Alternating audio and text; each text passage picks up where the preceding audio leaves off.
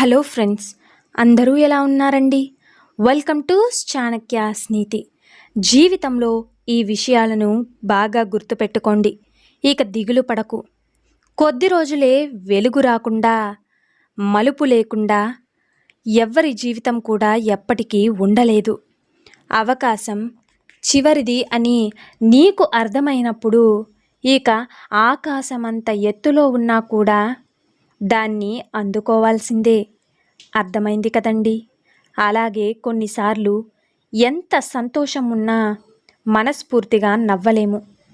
కొన్నిసార్లు ఎంత బాధగా ఉన్నా కూడా ఇక ఎవ్వరికి ఏ మాత్రము కూడా చెప్పుకోనూలేము. జీవితం బరువు అనుకుంటే గనుక జీవితం మొత్తం కష్టంగానే ఉంటుంది. నిజమే కదా?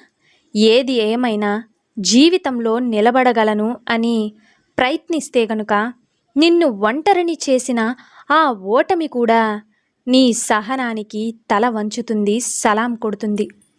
బలం అనేది ప్రదర్శించేది కాదు. గుర్తుపెట్టుకోండి. కష్టాలు, బాధలు భరిస్తూ నిలబడేది ఖచ్చితంగా నమ్మకం అనేది బలానికి ఊపిరి పోస్తుంది. అది ఎప్పుడు అంటే నీ బలాన్ని నువ్వు నమ్మినప్పుడు. అర్థమైంది కదండి? అలాగే ఒక్క విషయం, ఎంత దగ్గర వాళ్ళకైనా మరీ అంత మంచితనం చూపించకు. శ్రీరాముణ్ణి కూడా అడవికి పంపింది కుటుంబమే అని మర్చిపోవద్దు. నిజమే కదా? అలాగే ప్రతి మనిషిలో ఎంత మంచి ఉంటుందో అంతే చెడు కూడా ఉంటుంది. వింత ఏమిటి అంటే తెలుసా? మంచి కనపడ్డ వాళ్ళకి చెడు కనపడదు. ఇక చెడు కనపడ్డ వాళ్ళకి మాత్రం ఎప్పటికీ మంచి కనపడదు. గుర్తుపెట్టుకోండి. అలాగే బాధపడడం అనేది తప్పు కాదు. కానీ బాధ దగ్గరే నువ్వు ఆగిపోవడం చాలా పెద్ద తప్పు. చేరాల్సిన గమ్యం, అలాగే ఇక చూడాల్సిన ప్రపంచం ఇంకా ఇంకా చాలా ఉంది అని మర్చిపోవద్దు. గుర్తుంచుకో, అనుకున్నంత సులువుగా కూడా కష్టాలు తీరితే గనుక నీ కథ, నీ జీవితం అంత గొప్పగా ఎలా ఉంటుంది? నిజమే కదా? తండ్రి ఆస్తి మీద కొడుకుకి హక్కు ఉంటుంది. కానీ కొడుకు యొక్క సంపాదన మీద మాత్రం తండ్రికి అనుమతి ఉంటుంది. అందుకే ప్రతి తండ్రి కూడా ఖచ్చితంగా కడదాకా తన కాళ్ళ మీదే తాను నిలబడాలి అనుకుంటాడు. తండ్రి అంటే మౌనంగా ఉండే ఒక ముని. నిజమే కదండి? అలాగే మిమ్మల్ని ప్రాణంగా ప్రేమించేవారు, మీతో చివరి వరకు కూడా కలిసి ఉండాలి అనుకునేవారు ఇక ఎలా ఉంటారు అంటే మీకు తెలుసా? మీరు ఎన్ని పొరపాట్లు చేసినా కూడా, ఎంత గొడవలు పడినా కూడా, ఎంత కసురుకున్నా, పరిస్థితులు ఎంత కఠినమైన కూడా మిమ్మల్ని అర్థం చేసుకుంటూ బ్రతికి ఉన్నంత కాలం కూడా మిమ్మల్ని చూస్తూ మీ వైపే నిలబడతారు. మిమ్మల్ని వదిలించుకోవాలి అనుకునేవారు మాత్రం ఖచ్చితంగా అసలు పట్టించుకోవాల్సిన అవసరం లేనటువంటి చిన్న చిన్న విషయాలను కూడా ఇక వాళ్ళు పెద్దవి చేస్తూ, గొడవలను ఉద్రిక్తం చేస్తూ, తమ బంధానికి సంబంధించినటువంటివన్నీ కూడా, వ్యక్తిగత విషయాలను అన్నీ కూడా ఇతరులకు చెప్తూ ఉంటారు. ఇక జీవితంలో మిమ్మల్ని వదిలించుకోవాలి అనుకునే వారికి ఖచ్చితంగా ఈ ఒక్క ప్రశ్న అడగండి. అసలు వదిలించుకోవాలి అనుకున్నప్పుడు పట్టుకోవడం ఎందుకు అని. నిజమే కదా? అలాగే నీ సామర్థ్యం నీకు తెలిస్తే చాలు. ఇక సందర్భాన్ని బట్టి ఈ సమాజానికి అదే అర్థమవుతుంది. చింతించకండి, బాధపడకండి. ఇక ఒక్కటి, పుట్టగానే జీవితం మొదలవుతుంది. కానీ మనకి ఎంతో దగ్గరైనటువంటి ఒక మనిషి, ఆ మనిషి దూరమైనప్పుడే మనకు మన అసలు కథ మొదలవుతుంది.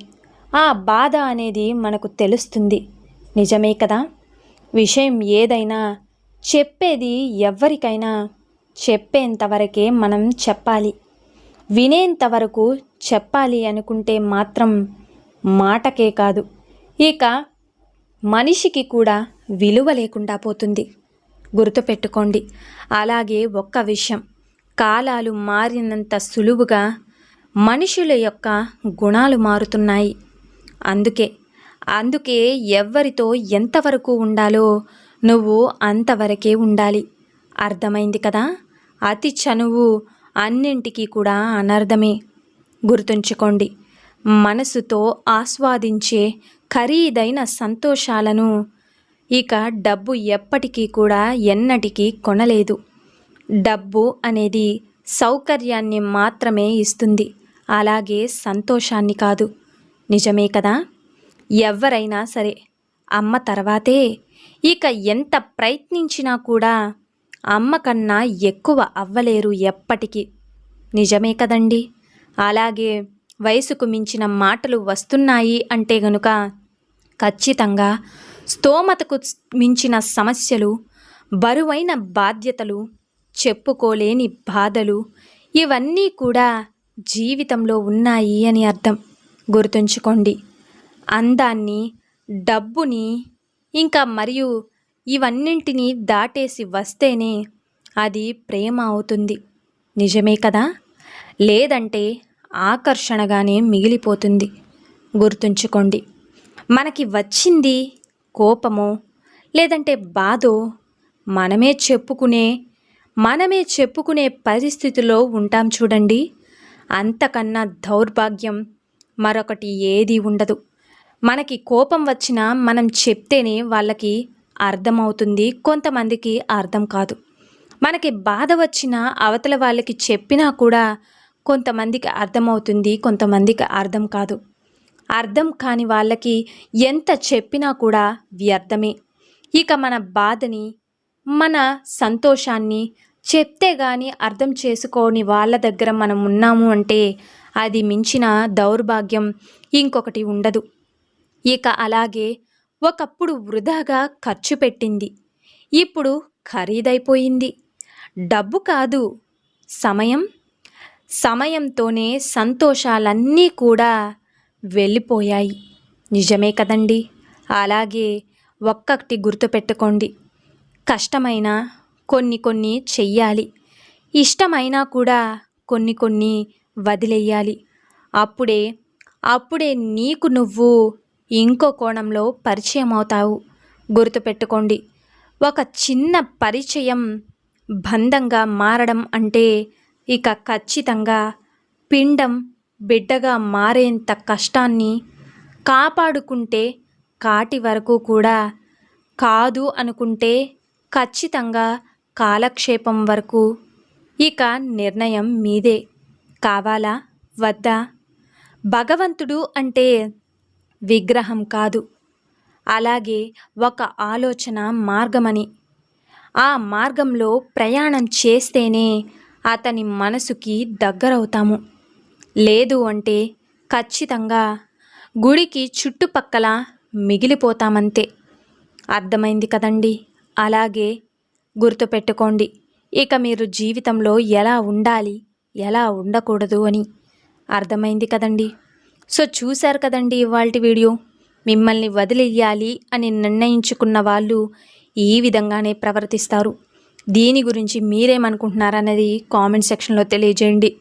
ఈ వీడియో మీకు నచ్చిందని అనుకుంటున్నాను. నచ్చితే చిన్న లైక్ చేయండి. అలాగే మన ఛానల్ ఎవరైనా స్టార్టింగ్ చూస్తుంటే సబ్స్క్రైబ్ చేసుకోవడం మర్చిపోద్దండి.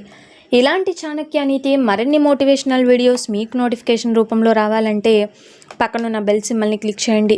అలా చేస్తే నేను పెట్టే ప్రతి వీడియో మీకు నోటిఫికేషన్ రూపంలో అయితే వచ్చేస్తుంది. So thank you for watching friends. రేపటి వీడియోలో చాణక్యులు గారు ఏ మంచి మాటలను, ఏ మంచి సూక్తులను మనకి చెప్పబోతున్నారు అన్నది మనం రేపటి వీడియోలో అయితే తెలుసుకుందాం.